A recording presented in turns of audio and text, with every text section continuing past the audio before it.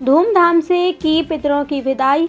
सागर जिले की बीना विधानसभा क्षेत्र के गढ़ौली जवाहर ग्राम पंचायत अंतर्गत आने वाले कोलू घाट स्थित ठाकुर बाबा मंदिर घाट पर आज श्रद्धा और आस्था का अद्भुत संगम देखने को मिला। खिमलासा, खडेसरा, गढ़ौली, मुढ़िया, खरेरा, इनायतपुर और आसपास के गांवों में पहुंचे लोगों ने गाजे बाजे के साथ अपने पितरों की विदाई बड़े धूमधाम से की। पैकेज वॉइस ओवर पितरों का तर्पण करने आए लोगों को पंडित विकास रावत ने तर्पण के महत्व की जानकारी दी। वहीं तर्पण करने वाले ग्रामीणों में से मनीष सोनी और रामेश्वर दीक्षित ने बताया कि नारायण नदी का यह घाट धार्मिक दृष्टि से अत्यंत महत्वपूर्ण है।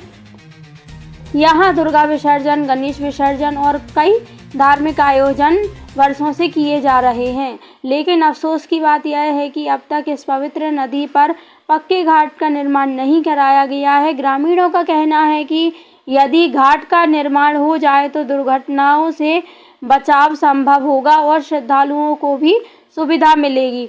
लोगों ने प्रशासन से जल्द घाट निर्माण की मांग की है। धार्मिक परंपराओं से जुड़े इस पवित्र स्थल पर श्रद्धालु तो हर वर्षों से आस्था निभा रहे हैं। अब देखना होगा कि प्रशासन उनकी मांग पर कब ध्यान देता है। खिमलासा से संजय कुमार सैन की खास रिपोर्ट।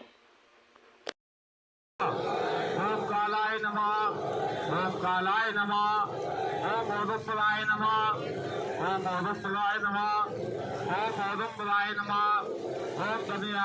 गुरु जी, जो श्राद्ध या तर्पण चल रहे हैं, इसका क्या महत्व है और इसके क्या फल हैं? जी, तर्पण तो कर्ण के दिन कहलाते हैं। क्या है, जब कर्ण स्वर्ग में गए तो उन्होंने उनके पुण्य थे तो उनके लिए वही सोना, चांदी, हीरा, मोती यही सब भोजन के लिए रखा गया। तो फिर इंद्र ने उन पर कृपा करके 16 दिन के लिए भूमि पर भेजा के जाओ तो वहाँ तर्पण करो, ब्राह्मण के भोज कराओ, क्योंकि पितरों के लिए भोजन ब्राह्मण के मुख से मिलता है, इसलिए श्राद्ध कराते हैं। अच्छा, इसके जो है आप कह रहे कि भोजन कराना चाहिए, तो इसके प्रतिफलों का बारे में आप हमें थोड़ा सा जानकारी दें। तो भोजन इसलिए कराना चाहिए क्योंकि जो अग्नि में अपन होम करते हैं वो देवताओं के दूत है। अग्नि जो है देवताओं के दूत है, तो वो दूत देवताओं के पास पहुंच जाता है। पितरों के लिए ब्राह्मण के मुख से भोजन मिलता है, इसलिए श्राद्ध में ब्राह्मणों के लिए मुख्य रूप से भोजन कराए जाते हैं। ये कितने दिन का कार्यक्रम होता है? 16 दिन का कार्यक्रम रहता है। इसका लास्ट दिन कब रहता है? अमावस्या, पितृमोक्ष अमावस्या के दिन पितृमोक्ष हो जाते हैं, अपने अपने धाम को चले जाते हैं। अब 1-2 जने हो रहा।